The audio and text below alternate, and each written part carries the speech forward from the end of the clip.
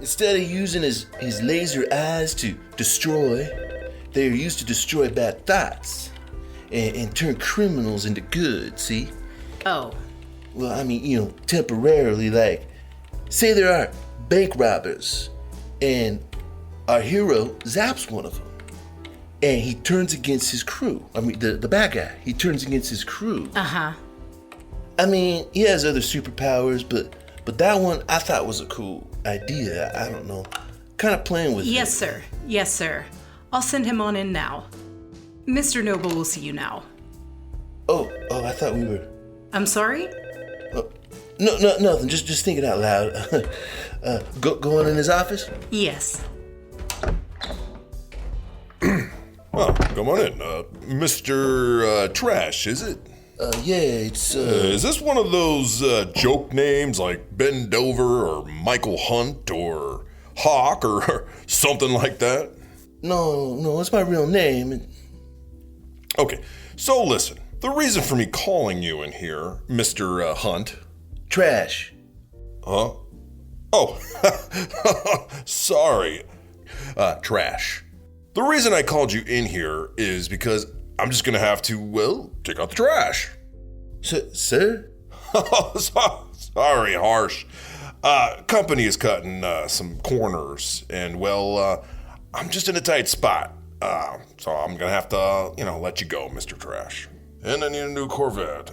I mean, economy. It's rough and all. Man, I need this job. Okay, bye-bye. Bye-bye. But no, Come man. on, Pete. Get. You're making it weird. No, man, I need this job, man. Oh, okay, Oh, please don't, man. Don't let me go, man. I need this. Betty, can you send in Raoul, man. please? Oh, Thank man, you. this is All right. heavy. All right. Oh, there he is. I'm leaving. I'm leaving. Oh, man. See ya. Man. Oh, man, I could really use a story right now. Oh, man. Just want to cool my head. I need the minister. Yeah, I need the minister, man. He'll solve this problem. Oh, man. This is heavy.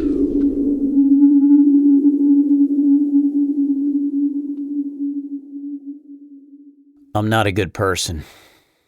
I've done bad things. I've hurt people to get ahead. I've ruined people's careers just to advance mine. My children don't speak to me because of how abusive I was with them growing up. All 3 of my marriages ended in divorce due to my infidelities. Call me an atheist, an agnostic, or whatever you want. But I've never believed in a God or even a devil. I'm very aware of myself, and no matter how much pain I've caused other people, admittedly, sometimes even purposely to entertain myself, no one deserves what I went through. I'm currently laying in a hospital bed, hooked up to machines and IVs. I don't remember how I initially got here, but there was apparently an attempt on my life. The last thing I remember is working in my home office, then blackout. The nurses said I had been shot in the back of the head and was lucky to be alive. I will have permanent brain damage for the rest of my life, but luckily, I'm alive. The police informed me the would-be assassin has been caught and confessed to what he did. Apparently, it was a former employee in my company. I'd never met him before, but he was part of a department that I deemed obsolete and laid off the entire department. The plus side was, I was able to pay off my Corvette years early thanks to the savings of that particular closure. Apparently, one of them didn't see any silver linings to the layoffs. After I blacked out, I awoke in the hospital with medical personnel filling a small room. I was standing at the far end of the room, perplexed by my sudden awakened state as well as my unfamiliar surroundings. The medical staff were doing all they could to save someone's life. It was almost out of a movie or a TV show. Although I had just woken up, no grogginess or fatigue, which was very strange. After a few seconds of trying to gather myself, I decided I needed answers. "Hey!" I yelled abruptly to get someone's attention. "Why have I been brought here?" They ignored me and continued their work. Now, I know I'm not exactly the nicest guy in the world, but they could have taken 2 seconds to acknowledge me. I became impatient. Hey, Doc! I exclaimed as I grabbed his shoulder. I couldn't move him. He was solid. I don't mean solid like he was tough to move. I couldn't move him at all. I couldn't even move his scrubs. I felt every ripple of his shirt as my palm pressed it. It was almost like it was made of a plastic or metal. I pressed again. Nothing. I pressed harder. He didn't budge. Something was clearly not right. I tried getting the attention of everyone else. I yelled at them and pushed them. I even tried slapping one of the doctors on the back of his head. I felt my hand hit, but it's as if he was wearing a helmet. Not one strand of hair budged. What the hell is going on here? Somebody answer me! I screamed, feeling a bit more panicked. As they continued their work, I looked down at the patient they were hastily trying to save. It was me.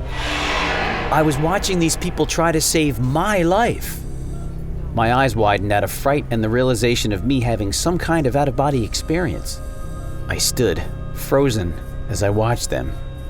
I was a complete deer in headlights. After a couple of minutes, I began pacing the room nervously as they continued their work. I heard a voice coming from the doorway. Hello. The whispered voice said softly. I nervously looked toward the direction of the almost seductive-sounding voice. It was a nurse. She could see me. She was beautiful. She smiled at me, giving me an almost sense of relief and warmth. I shakily replied, "Hi," I said, hoping she would volunteer to clear up my confusion. Come with me. She said with a grin, motioning me to follow her hand while walking away. I did just that. I took one more glance over my shoulder at my body and began walking out the door. As I exited the room, I looked to my right in the direction she had walked. She had already made it a good 20 feet ahead of me. I began walking quickly to keep up. Ma'am, slow down. You're walking too fast. I can't keep... The hallway was getting noticeably darker as I walked. I looked behind me. The ER room I came from was gone. The doorway was now just a wall. No yells from the doctors and nurses. It was dead silent. The dark hallway seemed to go on without end. I looked in front of me again. Hello? Nurse? Where are you? I yelled as loud as I could. Her seemingly disembodied voice said from the darkness. I walked and walked for several minutes. Blank, empty hospital walls were all that greeted me as I made my way further into the darkness. No more doors, no pictures, no people. The hallway became darker and darker with every step. The nurse said from the blackness. I stopped right there. By now, my concern had turned to annoyance. All right, I'm not going any further. Nurse, come back here and tell me what's happening, and then I'll come to you. I said sternly. Silence. Hello, nurse. If this is a game, I'm really not... I was stopped by the realization that the hospital walls were now gone. The black void the nurse had walked into was now surrounding me. The darkness seemingly went on for eternity in all directions. I stood confused. Even more confusing was the fact that while I was completely surrounded by darkness, I could see myself clearly. My body was still lit up as if I was in daylight, yet there was just nothingness around me. Could this be a sort of purgatory? I began to hear voices coming from the darkness. At first, I could only hear murmurs. I couldn't tell if they were mumbling or just in the distance. I couldn't see anything around me. They became louder and more numerous. Many voices were now yelling. I could start to hear what they were saying. You're scum! You're getting what you deserve. You'll pay for what you did to me now. I hate you. We all hate you. You're evil. Finally, you're gonna feel the pain you caused me.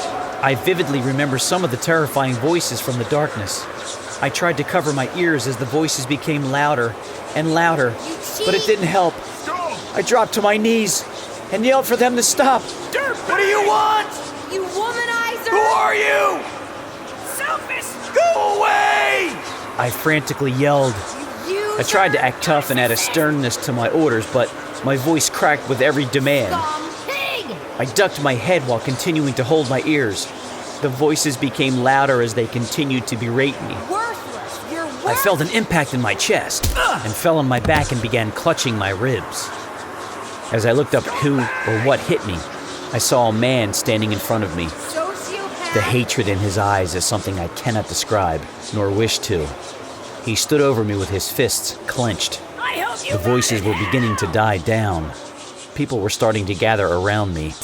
One by one, they seemingly appeared from the blackness, all with similar looks of hatred on their faces. The voices stopped. There were dozens upon dozens of people surrounding me, standing there with terrifying glares. It was now eerily silent. No one was talking. I nervously panned around the crowd of people around me. I put up my hands as I began to beg them to leave me alone. Who? Before I could start my plea, they began to attack me, all of them at once. They were kicking, punching, and scratching at me. Their rants and yelling started up again, this time even angrier and meaner than before. Stop! Go away! Help! Help! I frantically screamed as they continued to claw and beat me. I've been waiting a long time for this one, rich man! I heard one of them say as he kicked me in the head. A woman who was clawing at my side with her nails taunted me as well. I'm going to tear you apart. You deserve far worse than this.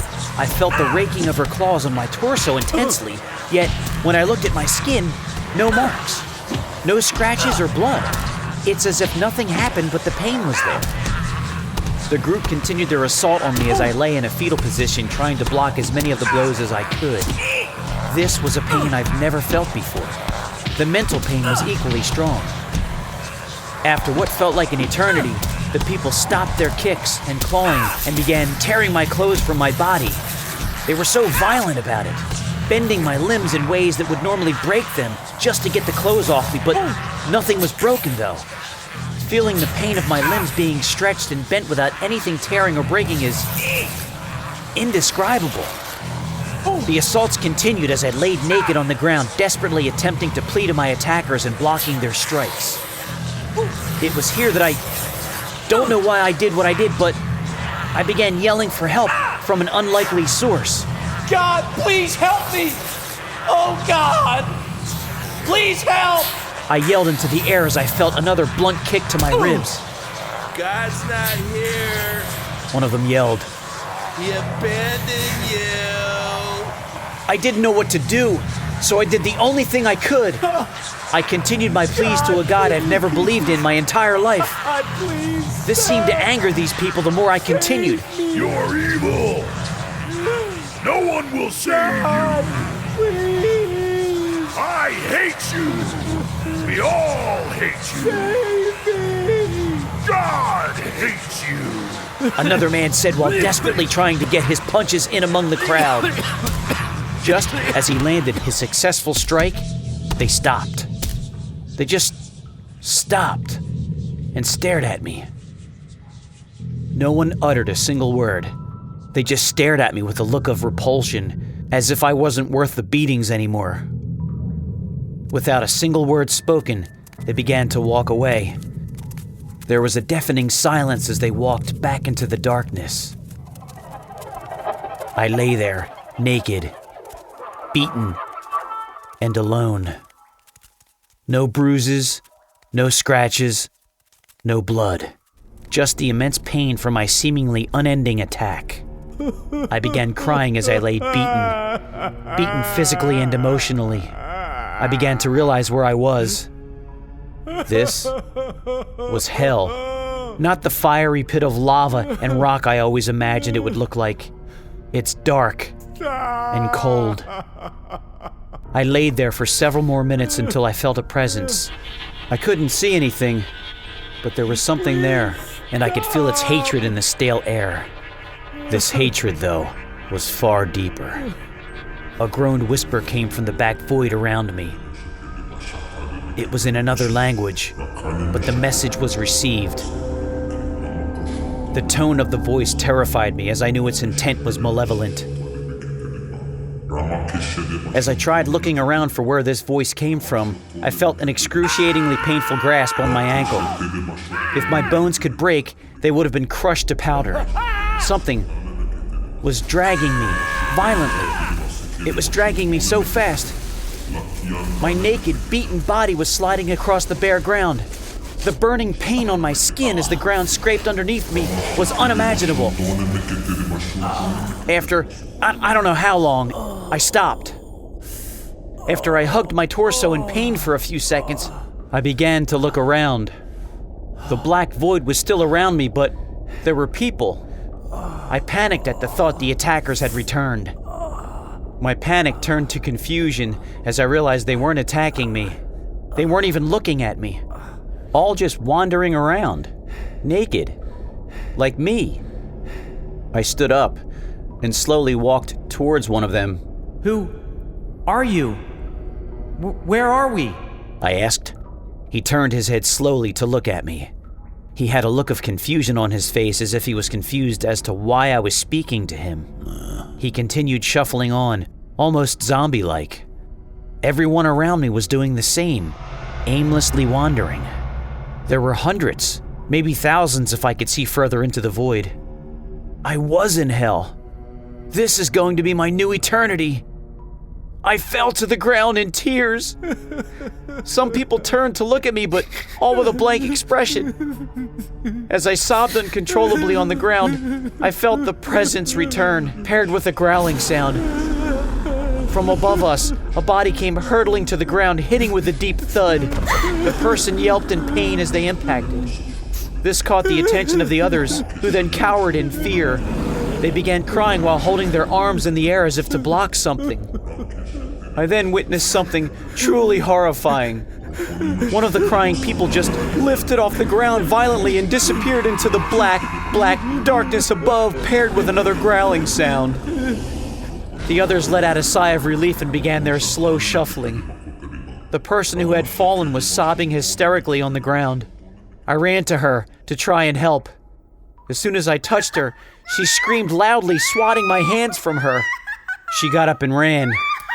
I watched her run quickly until she disappeared into the eternal darkness. I don't know how much time had passed after that. I started walking around almost as aimlessly as the others, but all directions were just more darkness. Some people glanced at me. One man gave me a glare, as if me simply being there irritated him. No. The presence was back. I felt it.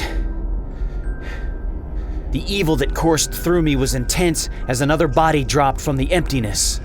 Another thud was heard, paired with another scream of pain. The others once again put their hands up in fear.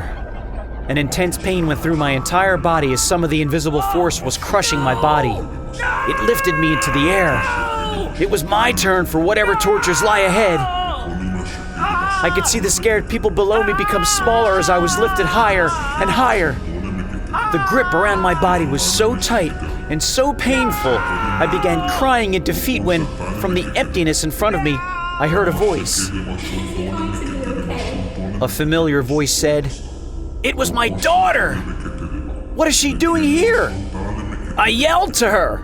I screamed for help. "Stephanie! Help me! Help me!" My voice started to shrivel as the immense pain continued through the entirety of my body. "I love you, Steph. I love you so much," I continued as I sobbed. I began to feel tired, exhausted. I don't know how to explain it, but I passed out. I awoke to more voices around me. I felt a sense of panic as I opened my eyes. My body was too weak to move. I looked up in fright. It was Stephanie, and she was smiling at me. Dad, can you hear me? She said quietly. I nodded with a frightened look. Dad, you're going to be okay. You were shot, but the doctors were able to remove the bullet. They saved you. She said in a much-needed, loving tone. It took a full day before I could speak coherently. The bullet had lodged itself in my skull just enough to put pressure on my brain. If the doctors had made one screw-up, I would have died. I've been in this hospital for 4 days now. Every day I think about what happened to me. Was it truly hell? Did I get a glimpse into an eternal damnation that awaits me? Or could the pressure on my brain have caused a hallucination? Whatever the explanation is, the horror I experienced was truly terrifying. The short time I was there was so scarring, I can't imagine an eternity of the same pain. They say that I flatlined for a full minute. If everything that I saw and felt could happen in just 1 minute, I am truly terrified of what's in store for me when I die again. Thanks for listening to I've Just Returned from Hell, story by Reddit user Deeify. All production, narration, and main male character voiceovers by Minister Sinister. Additional voices: intro, Freddy Trash and Mr. Nobal by Jonathan Rickerd. Secretary Betty by Shay Bryant at shaybwrites.com. Main story, Angry Woman Yelling Insults by Bailey Panico. Daughter, Angry Woman and Scared Running Woman, Serene-dipity, Erica Leticia voice acting at soundcloud.com/Erica Leticia Hobbs, Hobbs. Nurse by Mikki Maddalena. Yelling and Taunting Man by Jonathan Rickerd. Music by Peder B. Helland. Thanks for listening, and we'll scare you in the next episode.